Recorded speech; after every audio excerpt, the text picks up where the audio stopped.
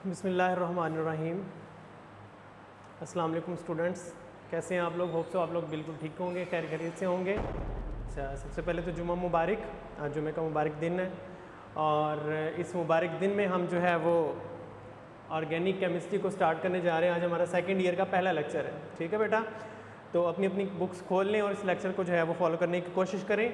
हम स्टार्ट करने लगे हैं चैप्टर नंबर 7 से, क्योंकि मैंने कल आपको इंट्रोडक्शन लेक्चर में ये बताया था कि हमारी जो ऑर्गेनिक केमिस्ट्री है चैप्टर नंबर 7 से लेकर चैप्टर नंबर 13 तक 70% जो आपका पेपर का वेटेज है, ये परसेंटेज वो इसी में से जो है वो कैरी किए जाते हैं। तो ऑर्गेनिक केमिस्ट्री को हम स्टार्ट करते हैं। सबसे पहले मैं आपको ऑर्गेनिक केमिस्ट्री की और ऑर्गेनिक कंपाउंड की डेफिनेशन बताऊंगा। आज हमारा जनरल डेफिनेशंस का ही टॉपिक होगा, जिसमें हम 2 डेफिनेशंस पढ़ेंगे। उसके अलावा वाइटल फोर्स थ्योरी क्या होती है और उसकी रिजेक्शन के बारे में पढ़ेंगे। कल मेन इसकी फीचर्स और इंपॉर्टेंट पॉइंट्स को डिस्कस करेंगे। ऑर्गेनिक केमिस्ट्री क्या है, ये आप 9th क्लास में भी पढ़ चुके हैं। What is mean by organic chemistry? Organic का मतलब होता है, organic related to 2 words, hydrocarbons. What is mean by hydrocarbons? The compounds of hydrogen and carbon, hydrogen and carbon. ठीक है बेटा, इस डेफिनेशन को फॉलो करें। What is mean by hydrocarbon? The compounds of hydrogen and carbon are called as hydrocarbons and their derivatives. और उसके बाद हम इसकी बात करेंगे एंड देयर डेरिवेटिव्स। ठीक है, डेरिवेटिव्स क्या होते हैं? जो उससे आगे हम कंपाउंड्स प्रोड्यूस करेंगे, यानी हाइड्रोजन और कार्बन से आगे जो हमारे पास कंपाउंड प्रोड्यूस होंगे वो क्या होंगे? उसके डेरिवेटिव्स होंगे। तो ऑर्गेनिक केमिस्ट्री की डेफिनेशन क्या बनी? Branch of chemistry. What is the definition of organic chemistry? The branch of chemistry which deals with the study of the branch of chemistry which deals with the study of hydrocarbons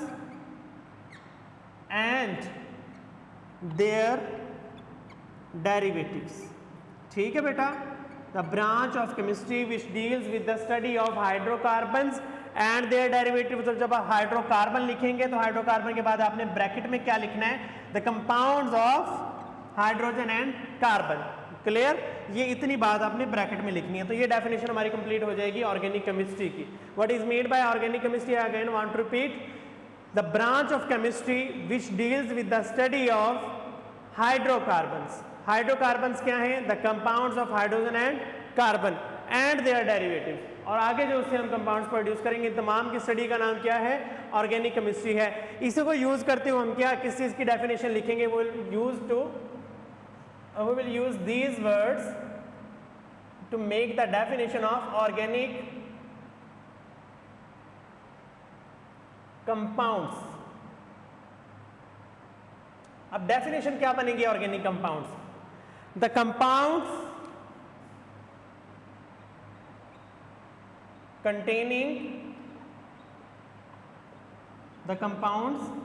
containing hydrogen and carbon as their constituent atoms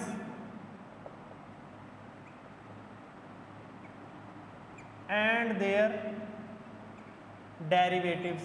और उसके तमाम derivatives. थोड़ी C complex form में मैंने definition लिख दी है, मैं आपको इसका सिंप्लीफाई करके भी बता देता हूँ। The compounds containing hydrogen and carbon, यहाँ तक तो ठीक है। As there constituents. कॉन्स्टिट्यूएंट्स का मतलब क्या होता है? पार्ट्स या उसके हिस्से, फ्रैक्शंस, जिनसे मिलके वो बना हुआ है। ठीक है, कॉन्स्टिट्यूएंट का मतलब क्या हुआ? यानी वो पार्ट्स या फ्रैक्शन जिनसे मिलके कोई भी मॉलिक्यूल बना है, वो एटम्स जिनसे मिलके कोई मॉलिक्यूल बना है, वो उसके क्या है? कॉन्स्टिट्यूएंट्स है। जैसे हमारे पास ग्लूकोज है जी, C6H12O6। अब कार्बन, हाइड्रोजन और ऑक्सीजन, ये क्या है? These are the constituents of glucose. Clear? Carbon, hydrogen और ऑक्सीजन से मिलके ये बना हुआ है, इसलिए क्या है? इसके कॉन्स्टिट्यूएंट पार्टिकल्स हैं। तो अगेन मैं दोबारा डेफिनेशन रिपीट कर रहा हूँ, ये जो मैंने अभी लिखी है। ऑर्गेनिक कंपाउंड्स के हैं the compounds of hydrogen and carbon. दूसरी डेफिनेशन अगर हम सिंप्लीफाई करके लिखें क्या बनेगा? स्टडी ऑफ हाइड्रोकार्बन्स हमने यहां पे लिखा था, hydrocarbons and their derivatives are called as organic compounds. ठीक हो गया बेटा? क्या है? Hydrocarbons and their derivatives are called as organic compounds. और इसमें जब हाइड्रोकार्बन का वर्ड लिखेंगे ब्रैकेट में आपने फिर वही लाइन यहाँ पे लिखनी है, the compounds of hydrogen and carbon is called as hydrocarbons. ठीक है? और तमाम उनके डेरिवेटिव्स को हम क्या कहते हैं? ऑर्गेनिक कंपाउंड्स कहते हैं। The branch of chemistry which deals with the study of hydrocarbons, the compounds of hydrogen and carbon as well as their derivatives is called as organic chemistry, and the compounds of hydrogen and carbon and their derivatives is called as organic compounds. Clear? ये 2 basic definitions हमने पढ़ी हैं। अच्छा, यहाँ पे एक और चीज़ मैं आपको समझा दूँ। शुरू में ख्याल किया जाता था कि जिन कंपाउंड्स के अंदर कार्बन होती है वो भी ऑर्गेनिक कंपाउंड्स होती हैं। अब तो मैंने आपको डेफिनेशन बताई ना कि हाइड्रोकार्बन होने चाहिए, हाइड्रोजन और कार्बन दोनों होनी चाहिए। तो हमारे पास ऐसे कंपाउंड्स भी हैं जिनमें कार्बन तो मौजूद है लेकिन वो ऑर्गेनिक नहीं है। वो क्या है? इनऑर्गेनिक है। Carbon dioxide is an inorganic compound. क्यों? उसमें कार्बन तो मौजूद है। अब कार्बन जब मौजूद है लेकिन भाई हाइड्रोजन तो नहीं है, हमने क्या कहा? हाइड्रोकार्बन होना चाहिए। ठीक है? हाइड्रोकार्बन होगा फिर ही हम उसे क्या कहेंगे? ऑर्गेनिक कंपाउंड कहेंगे। यहाँ कार्बन मौजूद है लेकिन हाइड्रोजन नहीं है, इसलिए ये क्या है? इनऑर्गेनिक है। अब दूसरे नंबर पे मैं आपको ऐसे कंपाउंड की बात बताता हूँ जिसमें आपका दिमाग कहेगा, आपको माइंड बोलेगा कि ये ऑर्गेनिक है लेकिन असल में वो ऑर्गेनिक नहीं होगा। कैसे जी? हम यहाँ पे एग्जाम्पल ले लेते हैं HCO3 नेगेटिव आयन मैंने यहाँ पे लिखा है। इसका मैं स्ट्रक्चर बना देता हूँ। कार्बन डबल बॉन्ड ऑक्सीजन, एक तरफ आपके हाइड्रोक्सल है और दूसरी तरफ O पे नेगेटिव चार्ज है। ठीक है? HCO3 negative. अब आपको ये लग रहा होगा इसमें कार्बन भी मौजूद है, इसमें हाइड्रोजन भी मौजूद है, तो आप इसे कहेंगे दैट इज ऑर्गेनिक कंपाउंड। लेकिन मैं कहता हूँ ये ऑर्गेनिक नहीं है, ये क्या है? इनऑर्गेनिक है। ले जी, ये क्या मसला हो गया? अभी तो आप सोच रहे होंगे अभी सर ने कहा कि हाइड्रोकार्बन होने चाहिए, कार्बन भी होनी चाहिए, हाइड्रोजन भी होनी चाहिए, लेकिन जिसमें कार्बन भी है हाइड्रोजन भी है, फिर सर ने खुद ही कह दिया ये इनऑर्गेनिक है। तो बेटा कार्बन और हाइड्रोजन डायरेक्टली अटैच होने चाहिए, जबकि यहाँ पे क्या है? कार्बन ऑक्सीजन के साथ अटैच है, हाइड्रोजन के साथ अटैच नहीं है। Hydrogen is attach with the oxygen not with the carbon. अगर कार्बन हाइड्रोजन के साथ डायरेक्टली अटैच होगी, कोई एक कार्बन, जस्ट 1 कार्बन भी अगर हाइड्रोजन के साथ अटैच हो जाती है तो फिर वो कंपाउंड क्या बन जाएगा? ऑर्गेनिक बन जाएगा। लेकिन अगर हजारों कार्बन है, हजारों हाइड्रोजन है, लेकिन कार्बन के साथ कोई एक भी अटैच नहीं है तो वो क्या होंगे? इनऑर्गेनिक होंगे। क्लियर? ये डिफरेंशिएट आप कर लेंगे कि ऑर्गेनिक और इनऑर्गेनिक में क्या फर्क होता है कि हाइड्रोकार्बन जब आते हैं उसका मतलब होता है कि कार्बन का हाइड्रोजन के साथ डायरेक्ट बॉन्ड बनता है। ठीक है? आपको ये बॉन्ड देखने को मिलेगा, कार्बन और हाइड्रोजन का बॉन्ड। क्लियर? अच्छा जी, उसके बाद हम चलते हैं इसकी हिस्ट्री की तरफ। मिलियन ईयर्स अगो, ठीक है, हमारे पास ये समझा जाता था कि जो ऑर्गेनिक कंपाउंड्स हैं वो लिविंग ऑर्गेनिजम्स के अंदर ही एग्जिस्ट करते हैं। ठीक है? हम यहाँ पे जा रहे हैं हिस्ट्री की तरफ। हिस्ट्री में हम स्टडी करेंगे सबसे पहले vital force theory. What is mean bye vital force theory? ये वाइटल वो चाय वाली वाइटल नहीं है। ठीक है? वाइटल मीन्स ह्यूज, कोई बहुत बड़ी force. Vital force mean huge force, तो बहुत बड़ी आपको जो है वो फोर्स चाहिए किस चीज को बनाने के लिए? To synthesize organic compounds, to synthesized organic compounds. Organic compounds को बनाने के लिए आपको ह्यूज फोर्स या कोई बहुत बड़ी कुदरती फोर्स चाहिए होती है। हमारे पास पहले ये ख्याल किया जाता था कि organic compounds can only be synthesized within living organisms. Organic compounds can only be synthesized within living organisms. They can not be synthesized in non living things. ठीक है? जो नॉन लिविंग थिंग्स होती हैं उनके अंदर organic compounds तैयार नहीं किए जा सकते, या इन्हें हम लेबोरेटरी के अंदर तैयार नहीं कर सकते। कि अगर हमारे पास कोई ऑर्गेनिक कंपाउंड है तो हम उसे लेबोरेटरी के अंदर प्रिपेयर नहीं कर सकते। क्लियर? क्या चीज मैंने आपको बताई? Organic compounds can only be synthesized within the living organisms. Organic compounds can not be synthesized by the non living things. Organic compounds can not be prepared in the laboratory. There will be need a huge amount of force या natural force, some kind of natural force which can synthesize the organic compounds. That force is called as vital force and the theory is called as vital force theory. इसके मैंने आपको कौन कौन से postulates बताए वो यहाँ पे मैं एक एक करके लिख देता हूँ, आपको याद करने में आसानी रहेगी।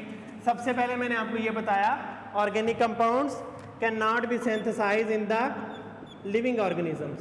Sorry, organic compounds can only be synthesized in living organisms. ठीक है? Second postulate, organic compounds cannot be prepared by non-living things. Non living things से हम तैयार नहीं कर सकते। Third point, organic compounds can not be prepared in laboratory. ठीक है, लेबोरेटरी में प्रिपेयर नहीं कर सकते। फोर्थ स्टेप जो इसके मेन कैरेक्टर को डिफाइन करेगा, there will be need a vital force for the synthesis या preparation of organic compounds.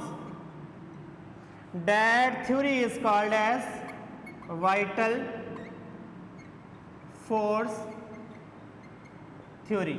इसे हम क्या कहते हैं? vital force थ्योरी कहते हैं। तो ये आप लोग लिख भी लीजिएगा अपने फोल्डर्स पे। वाइटल फोर्स थ्योरी का ये शॉर्ट क्वेश्चन पूछा जाता है, डिफाइन वाइटल फोर्स थ्योरी या what is mean bye vital force theory. उसके बाद हमारा टॉपिक है जी, जो हम लास्ट टॉपिक पढ़ेंगे यहाँ पे, वो है rejection of vital force theory. साल हर साल तक ये जो है वो कंसेप्ट चलता रहा कि ऑर्गेनिक कंपाउंड्स को आप लिविंग ऑर्गेनिज्म के अंदर ही सिंथेसाइज कर सकते हैं, जिसे अल्लाह ताला ही पैदा करता है। नेचुरल फोर्स के जरिए से पैदा होते हैं, वाइटल फोर्स के जरिए से। ऑर्गेनिक इन नॉन लिविंग से प्रिपेयर नहीं हो सकते, ना ही वो लेबोरेटरी के अंदर प्रिपेयर हो सकते हैं। लेकिन एक साइंटिस्ट था हमारे पास, फ्रेडरिक वुलर। फ्रेडरिक वुलर एक साइंटिस्ट था जिसने क्या किया, अमोनियम सायानेट, अमोनियम सायानेट एक कंपाउंड था जिसको यूज करते हुए उसने यूरिया प्रिपेयर कर लिया। अब अमोनिया क्या है? Ammonium cyanate that is an inorganic mineral. ये प्योरली इनऑर्गेनिक मिनरल होता है और किसमें पाया जाता है? In the urine of organisms. ठीक है, जानदारों के यूरिन के अंदर ये पाया जाता है। और ये पिगमेंट कैसा होता है? इनऑर्गेनिक मिनरल होता है, अमोनियम सायानेट इसका नेम है। और इसको प्रिपेयर करते हुए इसको यूज करते हुए उसने क्या प्रिपेयर किया? यूरिया प्रिपेयर के लिए। यूरिया क्या है? एक फर्टिलाइजर है, प्योरली ऑर्गेनिक कंपाउंड है। तो फ्रेडरिक वुलर ने सबसे पहले क्या किया? एक इनऑर्गेनिक कंपाउंड को यूज करते हुए इन द लेबोरेटरी उसने क्या प्रिपेयर कर लिया? ऑर्गेनिक कंपाउंड प्रिपेयर कर लिया। तो इस कंपाउंड के बनते ही एक झटके के साथ सारी की सारी वाइटल फोर्स थ्योरी क्या हो गई? रॉन्ग प्रूव हो गई। ठीक है, सारी की सारी वाइटल फोर्स थ्योरी कैंसिल हो गई। इसको हम बोलते हैं rejection of vital force theory. किसने रिजेक्ट किया? फ्रेडरिक वुलर ने। पूछा जा सकता है आपसे एमसीक्यूज में, कैसे रिजेक्ट किया? He prepared an organic compound named as urea by using ammonium cyanate, an inorganic mineral found in the urine of the organisms। ठीक है, अब हम इसको इक्वेशन की फॉर्म में लिखते हैं। अमोनियम सायानेट का आपके पास फार्मूला है NH4CNO। ठीक है। अमोनियम NH4, CN साइनाइड और O हम यूज करेंगे 8 के लिए। जब हम O लगाते हैं तो 8 लिख देते हैं, सायानेट, अमोनियम सायानेट। इसको यूज करते हुए उसने क्या किया, अमोनिया प्रोड्यूस कर लिया। तो अमोनिया कैसे हम प्रोड्यूस, अमोनिया का फार्मूला होता है NH2C double bond O NH2। इसको हम यूँ लिखते हैं जी, नाइट्रोजन इस साइड पे और हाइड्रोजन इस साइड पे। अब देखें आपके पास सेम एटम्स पूरे हो जाते हैं। हाइड्रोजन कितने हैं, 4 हैं, नाइट्रोजन 2 है, कार्बन 1 और ऑक्सीजन 0, सॉरी 1, ऑक्सीजन भी आपके पास 1 है। तो ये हमारे पास क्या हो गया, यूरिया प्रोड्यूस हो गया। ठीक है, ये ऑर्गेनिक है और ये इनऑर्गेनिक है। ये इक्वेशन भी आपने इस क्वेश्चन में लिखनी है जब आपको ये शॉर्ट क्वेश्चन पूछा जाएगा, what is the rejection of vital force theory, describe the rejection of vital force theory. आप इसमें इक्वेशन भी लिखेंगे, उससे पहले ये आपने साइंटिस्ट लिखना है, फिर ये थ्योरी लिखनी है और फिर आपने बताना है कि इसमें से एक कंपाउंड जो है वो इनऑर्गेनिक है और उसको यूज करते हुए हमने जो यूरिया प्रोड्यूस किया वो क्या है, ऑर्गेनिक है। Clear, urea is the derivative of the amino acids. ठीक है, अब ये हमारे पास क्या है, एक पूरा स्केच बन गया है कि ऑर्गेनिक केमिस्ट्री क्या थी, ऑर्गेनिक कंपाउंड्स क्या थे, उसकी डेफिनेशन पढ़ी, उसके बाद इसकी प्रिपरेशन और सिंथेसिस के बारे में हमने जो है वो देखा कि ऑर्गेनिक कंपाउंड्स लिविंग ऑर्गेनिजम्स के जरिए जो है वो प्रोड्यूस किए जाते थे, नॉन लिविंग के अंदर पर जो है वो सिंथेसाइज नहीं हो सकते थे, लेबॉर्ट्री में नहीं किए जा सकते थे। लेकिन जब फ्रेडरिक वुलर ने अमोनियम साइनाइड को यूज करते हुए यूरिया प्रोड्यूस कर लिया तो ये वाइटल फोर्स थ्योरी क्या हो गई, रिजेक्ट हो गई।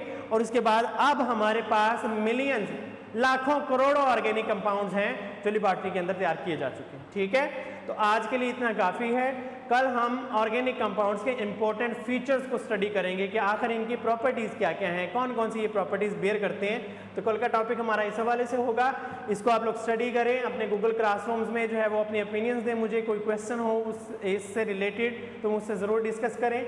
ठीक है, तो इसको साथ साथ तैयार करते जाएं, अपने फोल्डर बनाते जाएं। ठीक है, और जो चीज़ें हम यहाँ पे डिस्कस कर रहे हैं, हमारे पास टाइम की बहुत कमी होगी। मुल्क के हालात और दुनिया के हालात के बारे में आप लोग बेहतर जानते हैं, सबको पता है कि हमारे पास आने वाले दिनों में वक्त बहुत कम होगा अपने सिलेबस को जो है वो गो थ्रू करने के लिए। तो हम आगे की तरफ ही जाएंगे, पीछे वाले सिलेबस को कवर करने के लिए हमें टाइम बहुत कम मिलेगा। इसलिए आप लोग के लिए बेहतर ये है कि अभी से इसको तैयार करना शुरू करें।